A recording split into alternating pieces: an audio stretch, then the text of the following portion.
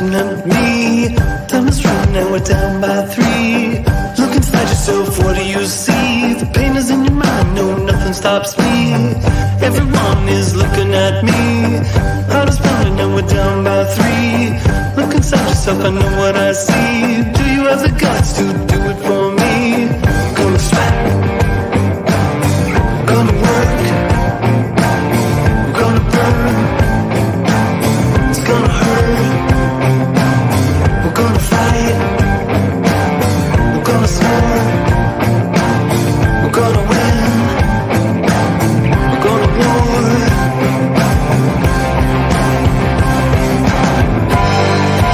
Right of the glass, kick some ass, kick some ass, right of the cage, turn the page.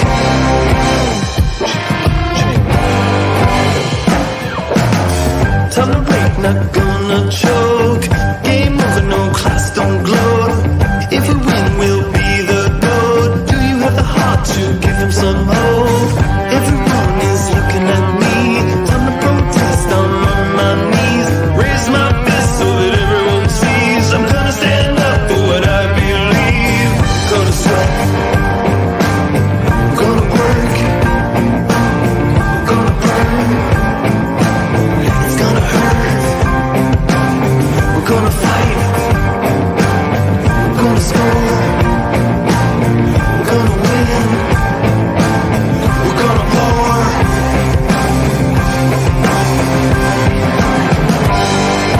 Right on the glass, kick some ass,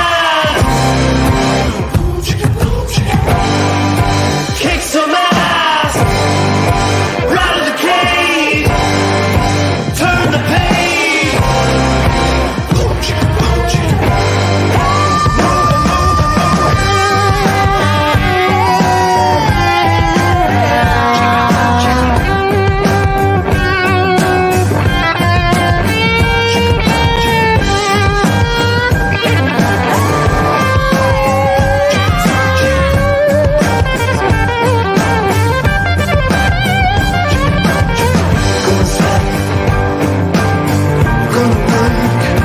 work, gonna burn, it's gonna hurt, we're gonna fight, we're gonna score, we're gonna win, we are going to war.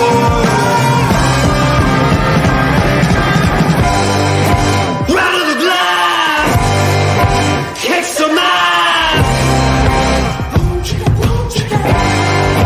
kick some ass, right of the cage, turn the page.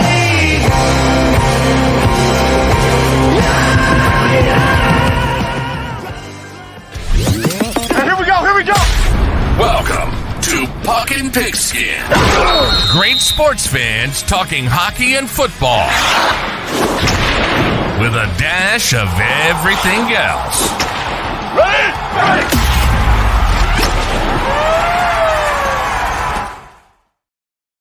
Hello, sports fans and friends. Thanks for tuning in on YouTube, Facebook Live, or wherever you get your podcasts. We are coming to you live from Puck and Pigskin World Headquarters in Red Deer, Alberta, as always, and as part of Hockey Podcast Network, and brought to you by DraftKings, Raycon Global, and Game Time.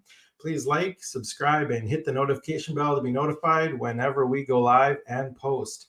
And don't forget to drop your comments and questions into the chat, because viewer interaction is one of the best things about doing this live. We got another great show for you tonight. Mike Dirsa hits the show again from 97 Octane Hockey. And I got Jeffrey Krentzman from Mind Your Pucking Business podcast. He'll be here talking about New York sports. So let me bring in my first guest tonight, as I said, hosts 97 Octane Hockey podcast and has restored faith in the Oilers now, I believe. Mike Dirsa, welcome back. Man, that intro, I thought we were going to have a discussion on, Dwayne "The Rock" Johnson's 15 minutes as a Calgary Stampeder. You saw that picture, did you? Oh, man. A lot of them coming hot and heavy. baseball players and NBA players. You got a lot in there. Out of all that, you picked out Dwayne "The Rock" Johnson. Yeah, I think I saw Bo Jackson for a second too, but Yeah, awesome. yeah. But I tried to get all the greats in there, or as many as I could. Anyway, Unbelievable. Good job. How you doing? Yeah, doing a little bit better than I think the last time you had me on. Licking my wounds seemed to help, and the team's starting to, I guess, get going. And a lot of that's, I guess, due to the namesake of my podcast, number 97. Yeah, it's funny because what I do is I script out a bunch of questions and stuff, and I went into the script today, and I still had the questions that we're supposed to be asking you last week because we were supposed to be on last week, and I got some kind of throat thing and I could barely speak. So still drinking my lemon water and can talk a little bit. But so last week I was going to talk to you about the lack of scoring. That's not a problem anymore. Draisaitl has picked things up. McDavid's picked things up. Kane has picked up. Nugent Hopkins has been scoring now. So what I was going to ask you last week was, should there be more scoring, or are we just so used to the incredible scoring that the Oilers usually do that we're shocked to see them doing average? But now that doesn't matter because now they're scoring in droves. Yeah, I think one of their problems they were having for a while was the power play. They weren't able to complete the normal seam passes that these guys can usually do in their sleep. That just wasn't quite there. I don't think they're totally out of the woods when it comes to that, but McDavid has kind of found his stride again. I think he was dealing with a pretty serious abdominal strain, and he probably shouldn't have played in the Heritage Classic, but that game was so hyped up, I think, for both clubs and kind of the NHL. And I think there was pressure not only on him, but he put on himself to kind of put on a show for people and play there. And you can't kind of suit up for that and then all of a sudden not suit up for the next game. So I think he's pushed through a significant tweak. Almost gets back into the movie The Program, which I'm sure you've seen if you're a big football guy. But hey, Jefferson, are you injured or are you hurt? And I don't know what that means, coach. Well, if you're injured, you can't play. If you're hurt, you can. And I think he was hurt. I don't think he was injured, but I think it was significant. And I also think Draisaitl was dealing with something because that man, love him or hate him, I guess if there's Flames fans out there watching, I don't think there's anybody, maybe the only guy in his wheelhouse that works as hard as he does on a one-timer for power plays is Ovechkin. And, he wasn't hitting the net. And people were saying, oh, he's just in a funk. No, he's too good. He's too skilled for that to just be him in a funk. I think he was dealing with something too. I don't think he's quite out of the woods yet, to be honest, but I think he's getting close to kind of being back to himself. But I don't think he's quite there yet. So if you're an Oiler fan, that's promising. If you're anybody else in the league, that should scare the shit out of you because McDavid's back to being himself now. And when Draisaitl's there, then it's a pretty potent duo. I think Zach Hyman and Kane have been kind of playing pretty consistent hockey all season. New just started to find his game, like you said, and they're starting to come now. I don't think they're fully back yet.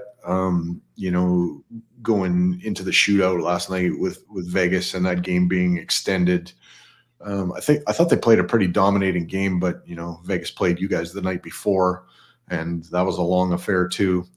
And you could tell in overtime, Vegas was pretty much more or less playing to get the shootout to try to extend that game as long as they could because they were definitely playing a rope-a-dope kind of style and didn't really want to attack. Yeah, I don't know. You mentioned Draisaitl may have something going on. He looked pretty good last night on that one-timer. Yeah, he's starting to come around. I just don't think he's quite at the level that Connor's at in terms of his health. I think he's still bothered a little bit. But he has had a string of some better games. Like he's been a force in some of them. So Yeah, and you mentioned the Heritage Classic game that Connor played in, probably begrudgingly. yeah, I don't know if when I had you on the show, if that was after the Heritage Classic or before. Have I talked to you since the Heritage Classic? I think it might have been just before that I think game. it was just before, yeah. So what were your thoughts on that? Even though you've probably spread your thoughts all over social media by now, but what do you think of that game? You know, from just a watching in my living room standpoint, I thought that was the clearest, crispest hockey game I've ever seen in my life. The camera, like, man, it looked like I was watching like a 16K production. It was really, really, really well done from that standpoint. You know, I thought your guys coming out shirtless and the Oilers dressing up as oil rig workers is kind of a neat touch. Kind of joke about you guys kind of, you know, being dollar store cowboys, but it just I thought it was a really neat experience, and you know, it's a shame that it's taken 20 years for that to come back around to Edmonton. Is it 20? Yeah, I think it's 20 years. Yeah, I think it was 20.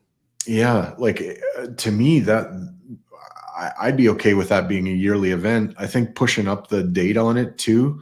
So the weather wasn't really, like, it was a non-factor, and they had a beautiful night, and it started kind of in the daytime and then went into the evening. Was neat too, because you got to see, like, you know, how they play when it's light, and then it almost didn't even, like, on TV you couldn't even tell a change until they panned up that it was nighttime. Like, the lighting in Commonwealth is excellent for that, and I just thought it was a great game. I mean, I guess if you're a Flames fan, it's probably not so great because you didn't get a win, but just from a production standpoint, man, that was awesome to watch. It was probably one of my favorite, you know, outdoor games that I've seen. The first one, I mean, that one is always going to be memorable, but that one's going to be memorable a little bit for the wrong reasons. I mean, you remember there was almost 30 below and the guys were barely gonna play that game.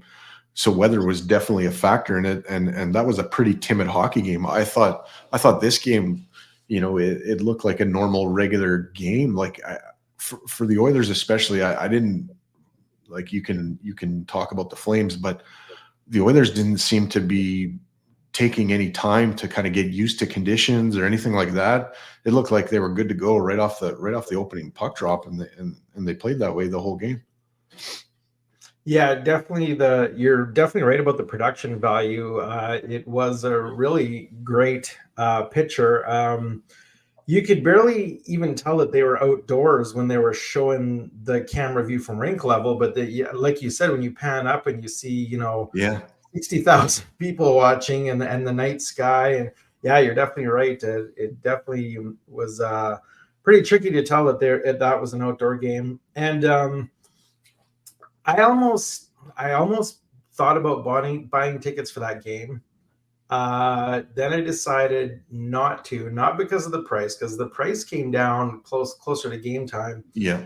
I decided not to buy tickets because I thought, I can watch this from my living room and see everything totally fine, crystal clear. Who knows how the view is going to be, you know, from 60 rows up or wherever the heck I was going to get tickets from. So yeah. I thought, you know, I'm just going to watch this at home, and yeah, I'm glad I did. And it was a hell of a game, even though we didn't come out with the win. I only have one beef with the whole game and everything involved with it. I really wish. No, Nickelback was fine. You know, I guess they had a little bit of a glitch with their monitors, so that's why you didn't hear that many songs from them. But I mean, that kind of stuff's going to happen. The only beef I really have with the whole thing, and I've heard conflicting stories on this, but I really wish that, you know, Cold Lake would have sent some CF-18s and they would have let them, you know, crank it up, because I never really felt the afterburners of those jets. That's my only beef on the whole thing. Yeah, I'd have to agree with you there. That was I remember watching them, because I remember I think they were even late. They didn't come through when the national anthem was played. And I remember saying to my wife, is there not going to be a flyby? And then all of a sudden they flew by, and I was like, I didn't even hear them. Yeah, they actually did 2 flybys, but you didn't hear the sonic boom, and to me, when you're at a sporting event, at a football game or whatever, and the Jets fly over, it's that boom that just ratchets up your adrenaline, makes the hair stand up on your arms, and you're ready to go. And I didn't catch that on TV anyways. If I've heard people saying they kind of heard that there, and some say they haven't, and that we're actually there. So I don't know. Yeah. Usually you don't miss that when it happens. So yeah. So going back to McDavid appearing in that game, even in the game they played against Florida last week, I could see when the camera panned him on the bench that he definitely looked like he was still wincing. So I think he was still feeling the effects then. But I mean, watching that game last night, he seems to be fully healed now. That the Eastern Conference trip for Edmonton didn't go very well, although they played actually pretty well on it. But they dropped the first 3 games, and making that trip through Tampa Bay, Florida, and Carolina, that's some pretty good clubs you got to go through. Yeah. And kind of the heavy hockey network. You're playing heavy hockey on that stretch. The Florida game is I think Florida probably plays the kind of roughest, toughest kind of, alley kind of street fight kind of game probably in the NHL now. I think that's where they're at. I don't necessarily think that they're the meanest or nastiest of the bunch, but as a group, they tend to just kind of have that, you got to beat us in the trench kind of hockey game. And I think that takes a toll. Tampa used to be that way, but I think with some of the personalities Florida's acquired over the last couple of years, kind of from your direction there, has transitioned their team into a little bit more of almost a Philadelphia Flyers of years gone by kind of club. Yeah, and talking about those tough games that the Oilers went through there, I think the Oilers were winless in 6 games when taking 40 shots or more. So do you think that's just pucks not going in, or were they facing some really hot goaltending? I think it's a bit of both. Like, you don't normally talk about luck being a factor in games, but I think it definitely was early on in the season for this team. They couldn't catch a bounce, and it seemed like the other team got them all. So I think that played a role, and maybe they were playing a little bit more, perimeter kind of game where you're shooting more from the outside. So yeah, the shots look great, but what's dangerous and what isn't, Yeah, I think I heard mention on the broadcast either last night or the game before that the Oilers played that the Oilers were playing up the boards a lot, and now coach has got them playing the puck up the middle of the ice more, and it seems to be paying off big time. They had some really nice breakaways and scoring chances when getting the puck up the middle. I think it started actually, like, I can't bash Jay Woodcroft or No. give all the credit to Chris Knobloch and Paul Coffey, but honestly, I think about 5 games before the coaching change, Darnell Nurse's game really started to take off and really hasn't looked back. And there's going to be some people, like, Oilers fans are notorious. Once they get an opinion, it takes a lot to change them. But Yeah. He's playing some really good hockey right now, so it's going to be interesting to see, if he can keep that up. And I think too, Matthias Ekholm has started to round back into form. He missed basically all of training camp, and I think the opening game against Vancouver, or maybe even a couple of them, I can't remember 100%, but now he's looking to be back. Last night, Bouchard kind of got caught a little bit up ice, and it was like last year when Ekholm came in. He's right there to cover him up, and there's no harm. Yeah. Got a question here from my buddies Ray and Benny in Winnipeg there from Ray and Benny Talk Sports. Jets Oilers tomorrow. Will the Oilers power play down the Jets? What do you think? Yeah. I don't know. Winnipeg doesn't really seem to be that undisciplined of a club when we go against them too, because I think they know. And Winnipeg has a pretty good power play themselves, so that could be a saw off. I think I think tomorrow probably gets decided 5-on-5. Yeah. Talked a little bit about goaltending there. Jack Campbell, of course, was placed on waivers a couple weeks now, I guess. Went down to the minors. Started off pretty shaky since that got a shutout. And I haven't seen if the last couple of games or so. But do you think we've seen the last of Jack Campbell in an Oilers jersey? Yeah, I'm not convinced that we've seen the last of Jack Campbell in an Oilers jersey yet. No, yeah, his last start, he made 33 saves on 36 shots, and from what I've been told, he was the only condor on the ice, basically. So he kind of did that all on his own, and the game before that, he had a shutout. I think Bakersfield plays tonight, but I'm not sure if he's getting the start or if it's Olivier Rodrigue. Lots of buzz that he's going to be back up, but to me, I think he needs to duplicate what he's done in those last 2 games for at least 4 or 5 more, and have solid hot starts before I would think about calling him back up. I think, you could do damage to the club, but you could also do more damage to Jack Campbell. I think he needs to feel really confident down there before you bring him up and put him back in. But you know what? At the time that the Oilers sent him down and he went through waivers and went to the farm, his save percentage was actually better than Stuart Skinner's by about 20 points. I think he was like at about 876 or something like that. And Skinner at that time was like an 854. Yeah, neither goalie was really hot. No. And honestly, like we have these debates kind of back and forth, but goaltending between both of them is not where it needs to be. I mean, there was a lot of problems with the team defense and offense and a lot of problems, period. But goaltending was definitely one of them. And I think the Oilers do need to think about, an upgrade there if they can get one that's going to help.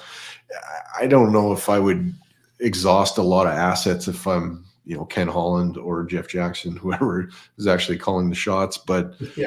I don't know if I would exhaust a lot of assets if you're not going to get somebody that's going to, either be better than Calvin Pickard, the guy they have backing up right now, or, a massive upgrade over Stuart Skinner, because they're not like a lock for the playoffs and the Stanley Cup aspirations. I think right now it's about getting back to respectability and trying to win more games than you lose and kind of climb the ladder. So I don't know.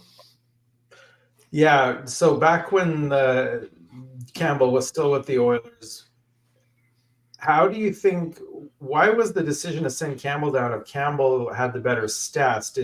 Yeah. Both obviously figured that Skinner was the man and was going to turn around, or? So Skinner's younger. I guess that's the first thing. Skinner's contract is more friendly. Yeah, and I mean, Skinner's coming off a season last year where he was a Calder Trophy candidate. Yeah. So he's shown that he can play at a pretty decent level. So I think the play is to send Campbell down. If somebody claims him, all of a sudden you've got $5 million you can spend on a different goalie, and things open up. But I think it was a pretty calculated risk, knowing that he was probably going to clear and you could send him down. I don't know. Like, I think they would probably want him to be able to resurrect his career and be a capable netminder, and that would probably be kind of what you would hope for. But if somebody took him, I mean, it opens up the door for you to be able to look elsewhere, because honestly, I think he's a few months before, you could say he's back. I think if they bring him back fairly soon here, I think that's a bit of a mistake, and it could go the other way. But goalies are voodoo and they're hard to predict. So he gets kind of hot down there on the AHL team, and you bring him back up and he has some good starts here, then you're okay. So it's funny. There's people that write the guy off and don't want to see him back, and it's like you don't want to see a guy succeed. Like, what if he succeeds? And it's easy to say he's going to fail if you bring him back, but you don't really know. Nobody really knows. And now you mentioned Calvin Pickard, and he played the game against the Panthers last Monday. He let in 4 goals on 32 shots. A couple days later, 1 goal on 14 shots against Carolina. He looked pretty good, and he made some nice 5-bell saves. Your thoughts on Pickard from what you've seen, and will they bring Campbell up to replace Pickard, or is Pickard earning his keep there? Yeah, I mean, if they're bringing Campbell back, then yeah, Pickard. I don't know how it works. I think he would have to pass through waivers, and then somebody could claim him if they wanted. I don't know. I think he's done well with what they've asked, but I think there's a bit of a trust factor there, that they don't quite trust him enough to give him enough starts where it's a real platoon going on. I mean, but when he's been in there, he's been okay. He's been all right. There's been, I'll say he's made some tough saves, but then he's let in some suspect goals. So it's, but that game that they put him in against Carolina, I think Stuart Skinner got the start in that game, and the game got away. And then they put in Pickard, and he held the fort, and he gave him a chance to claw back into the game. I think it ended up 5-3 or something like that. But he gave them a chance to kind of make a comeback. But I don't think they started playing. Yeah, I think it was 5-0 or 4-0. I think it was 4-0. Yeah. Heading into the third. So yeah. Thoughts so far on Sam Gagne's return? Yeah.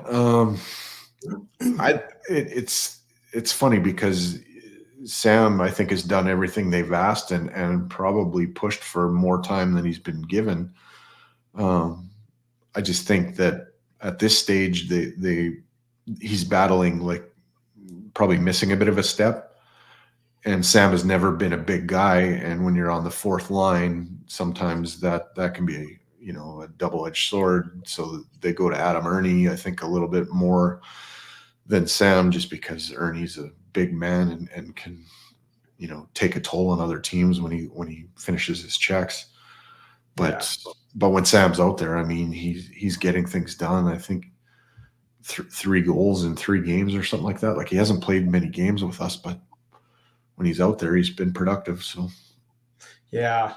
And final question here before I let you go. What are your thoughts on the new coaches on the bench? take a big swing before you answer that one. So I guess what I'll say is I think it's a little bit premature to think that there's been a major change in the way that the team plays in front of the new ensemble. I do think that Paul Coffey might be having more of an impact than I even expected. Like, it's funny. My thought process is, everybody evaluates what he had to say when they brought him on board and are critical of it. And, he didn't even want to. I don't think it was so much that. I think he was comfortable in his life and where he was at, and not having, to have the pressures of worrying so much specifically about every win and loss and every breakdown, every play. And, it was much easier in the role he was in before. So it was an adjustment for him. I don't think it was like, I don't want to do this. I really don't believe that. It was, I'm fine where I'm at, but okay, I'll take this on. I think that's where he was coming from. PR, though, totally wasn't what it needed to be from Paul or from Ken and Jeff Jackson. They weren't all on the same page at all. So that was a bit of a debacle and tire fire of a press conference. But, I start thinking about Paul Coffey, and he was an offensive defenseman, but later in his career, he started to become a better defensive defenseman. And I think Paul has a way to communicate with people that is gentle when needed and complimentary and kind of build you up. But there is a hard side to Paul Coffey that can come out too, and I think he can use that if he needs it. I think right now he's more probably about trying to build people's confidence up than tear them down. But I think it was kind of a boss move to wear your Stanley Cup ring on the bench. The picture that everybody saw, he's rocking his ring on his finger there. But I think he'll do well there. I don't want to make this sound wrong, but I think Dave Manson, with the injury that he had in his life, I think it might have been difficult for him to actually communicate with people just because of his voice. Like, I don't know if you've ever heard Dave Manson speak, but he has a hard time because he's got a bit of a neck injury. Oh, okay. And I think it can be difficult to hear what he's got to say. And I think that's, a problem with society is we don't listen as well as we probably should. So I think his I guess you would call it a bit of a disability, kind of might have gotten in the way of his ability to communicate what he wanted to communicate with defenders. But that man's been through a lot. He lost his wife in the summer, and he's had a hard time.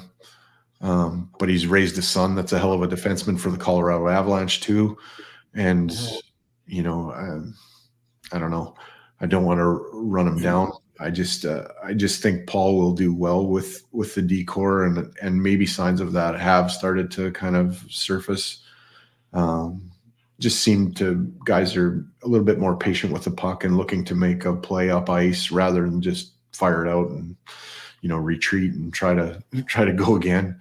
I've really noticed a change in Nurse, but like I said, I think that started about 5 or 6 games before the coaching change actually happened. But the other night, that pass to Nuge to spring him for a breakaway, I mean, that was like one of Draisaitl's backhand, 65-foot backhand sauce passes, although it was on Nurse's forehand. Just beautiful. It's easily the best pass Nurse has made as an Oiler. And earlier in the game, he sprung McDavid for another one too. So picked up a couple of apples. You can discount it, say it's the Ducks, but that sauce pass, I don't think you can discount that no matter who you're playing. And that's high skill. Yeah. And I don't know, like they're saying it's a set play. Well, that may be so, but just the ability to make that pass is amazing. So I think that plays a role. I think Knobloch, though, is much like Jay Woodcroft. Like, I think he's a player's coach. I don't expect to see a lot of different structural changes. It's just a different voice in the room. I think Jay was a tactician. I mean, he was a video coach. He was assistant coach for a long time, plenty of experience. I'm interested to see, though, like if there's a difference in the big buzzword accountability. Like, if somebody's having a bad game, how do they approach that? I think as a new coach, you're not going to go and start benching, star players. Although your coach there in Calgary seems to not have a problem with sitting Huberdeau and getting a response out of him and that. But I don't think Bouchard's going to spend time in the penalty or in the press box. I don't think McLeod's going to spend time in the press box, but there's different ways to hold people accountable. And sometimes it's just taking them aside and having a word with them. And, maybe they miss a shift or two and then go from there. I mean, Evander Kane, I think it was like in the second game, Knobloch was behind the bench, took a couple of dumb penalties in the first period, and his ice time was drastically diminished in that period. I think he only got like another 2 shifts or something like that, or maybe it was even 1. And then in the second, it was back to normal. So, you can send a message without having to send the guy to Siberia, and like in the old days of Mike Keenan. Yeah. Well, only time will tell if this is the Oilers Stanley Cup championship team that everyone's predicted. I guess we'll find out soon enough. There's a lot of work to do before that, but yeah, the trajectory is on the right track. And I mean, when McDavid is putting up 12 points in 8 periods, I mean, that isn't out of the question. So, yeah. Well, always fun talking to you about Oilers hockey, and we'll catch you down the road a few weeks maybe and see if they're still on that right trajectory. Yeah, the next time I'm going to have to check on the schedule, but when the Flames are kind of on the horizon for us, maybe having you on a Monday Night Raw would be a thing. Ooh, that'd be fun. All right. Thanks a lot for joining the show again. And we'll see you later. Thanks for having me. Thanks, Mike. Bet the action on the ice with DraftKings Sportsbook. Download the app now and use code THPN. New customers can get $150 instantly in bonus bets for betting just $5 on hockey. That's code THPN. Only on DraftKings Sportsbook, an official sports betting partner of the NHL. The crown is yours. Bonus bets expire 168 hours after issuance. Gambling problem? Call 1-800-GAMBLER or visit www.1800gambler.net. In New York, call 877-8-HOPE-NY or text HOPE-NY 467-369. In Connecticut, help is available for problem gambling. Call 888-789-7777 or visit ccpg.org. Please play responsibly. On behalf of Boot Hill Casino and Resort, 21 plus age varies by jurisdiction. Void in Ontario. Bonus bets expire 168 hours after issuance. See dkng.com/hockey for eligibility and deposit restrictions, terms, and responsible gaming resources. NHL and the NHL Shield are registered trademarks of the National Hockey League. Copyright NHL 2023, all rights reserved. Hey, sports fans and friends, it may be too early to start decorating for the holidays, but it's never too early to start your holiday shopping. Why not take care of it now, before the crowds and packed calendars make shopping a total nightmare, especially when you can get some of the best deals of the season well before Black Friday. You can shop Raycon products right now and save up to 50% off because their early Black Friday sale is going on now. Now, you've heard me talk about Raycon's products before. Their earbuds are phenomenal. Great fit, great sound, great product. Raycon first made a name for themselves here in the audio space with audio products like their everyday earbuds, known for delivering high quality and thoughtful features like a 32-hour battery life and a perfect in-ear fit for all-day wear and lasting comfort. And this past year, they expanded their entire business with the introduction of Raycon Home and Raycon PowerTech. Their 5-star reviewed Magic 180 cable allows you to charge iOS, micro USB, and Type-C devices 8 times faster with 100-watt power delivery. Their faucet filter, Ultra, filters the water in your tap against chlorine and heavy metals. It's a must-have for ensuring the water you use to wash your face and brush your teeth is, actually clean. Raycon is known for delivering high quality and thoughtful features at half the price of other premium tech brands. It's no wonder their products have racked up tens of thousands of 5-star reviews.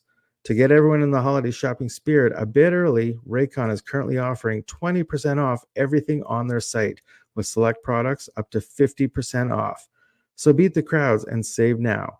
Trust me, you do not want to miss out on Raycon's early Black Friday sale. Hurry now to buyraycon.com/THPN to get 20 to 50% off site-wide. That's buyraycon.com/THPN to score up to 50% off Raycon products. buyraycon.com/THPN. All right, my next guest is host of Mind Your Pucking Business, which can be seen or heard every week talking about New York Rangers, New York Jets, and more. Jeffrey Krentzman, welcome to Puck and Pigskin. Thank you for having me. I'm excited to be here and I love your show, so this is quite awesome. So thank you so much. Yeah, great to have you on. Right now, the Rangers are in a pretty high and mighty spot, although Vegas got a point last night and pulled ahead. But they were in first place yesterday with 15-4-1 record. That has to be the best start the Rangers have had in a while. Am I right? Yeah, definitely. And I mean, they're exceeding expectations. There are some people that, I think for some reason thought they would regress this year.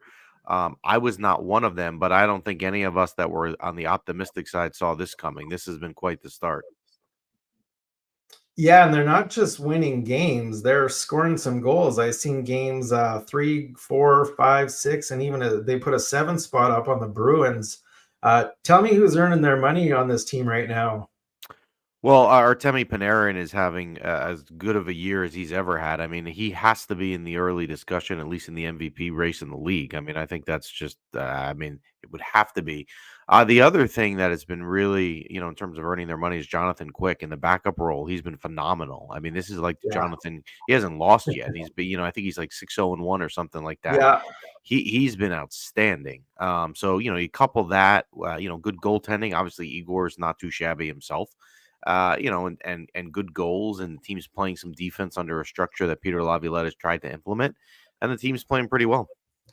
Yeah. Speaking of Panarin, he has scored in the second period. The Rangers are losing 2-1, but Panarin has scored. So Yes, he did. You mentioned Jonathan Quick. Shesterkin came in as the number one guy, and then along came Quick. Right now, like you said, 6 wins and 1 overtime loss. He's got a goals against average of 1.99 and a 930 save percentage. First of all, is that a huge surprise? And has Quick taken over the number one spot in the Rangers net, do you think? Well, he's definitely not taking over the number one spot. I mean, that's Igor's to lose. You have a Vezina winning guy.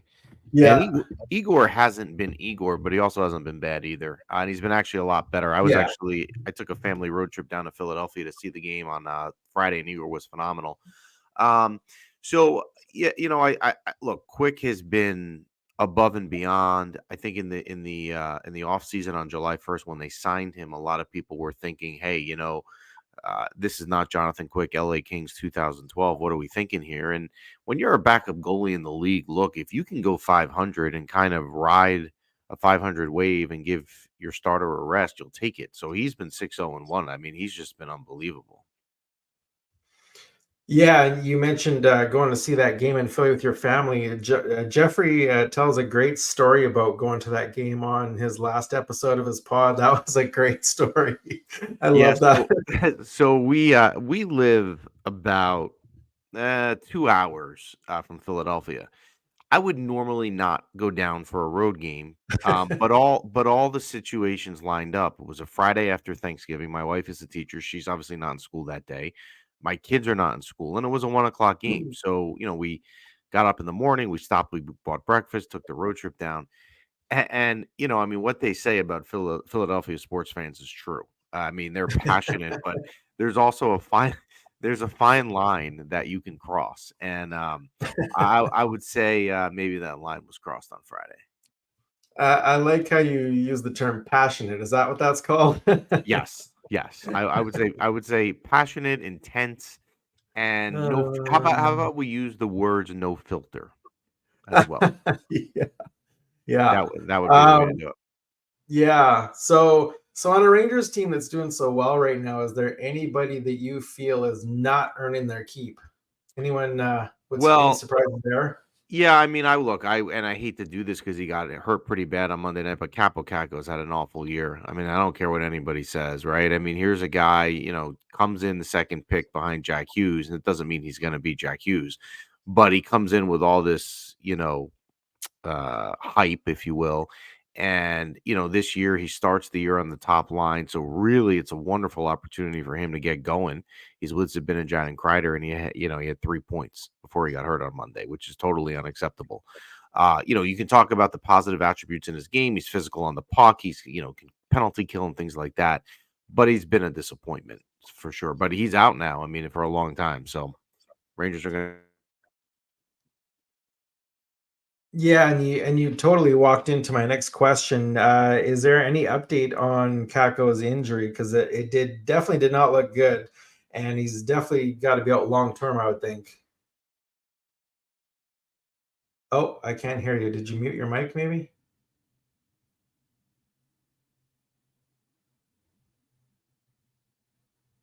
Oh no, I still can't hear you.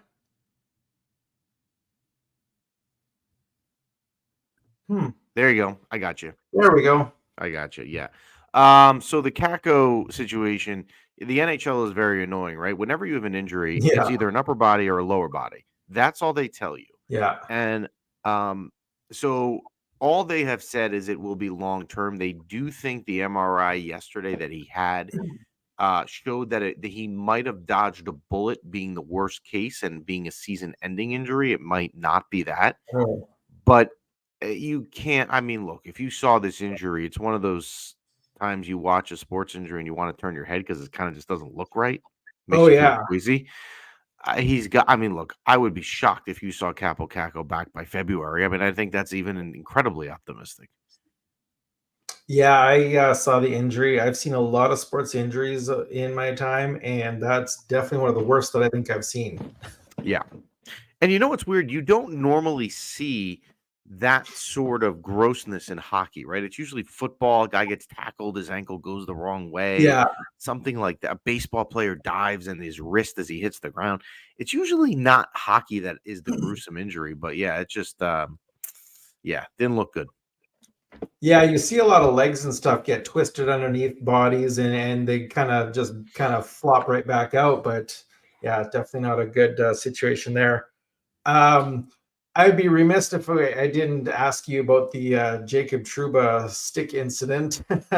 How Trouba fined $5,000, of course. A lot of people surprised he didn't even get a penalty on the play. Now, it did look accidental. Trouba says it was accidental and that his hand was bumped, which I agree with myself. What are your thoughts? Yeah. So look, it's unacceptable what happened. I mean, that's just can never happen at all.